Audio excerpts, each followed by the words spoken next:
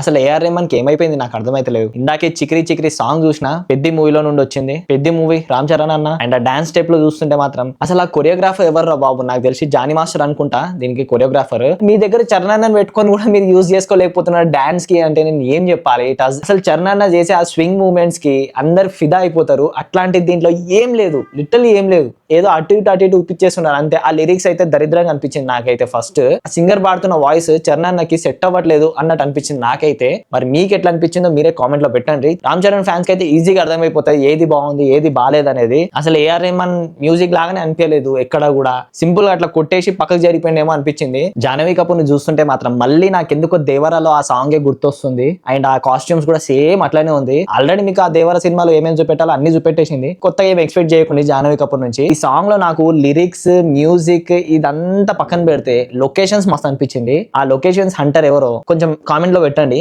ఎగ్దమ్ locations ఉన్నాయి, మంచి మంచి లొకేషన్స్ పట్టుకొచ్చిండు. ఎక్కడో డౌట్ కొడుతుంది సీనా నాకు బుచ్చిబాబు మీద.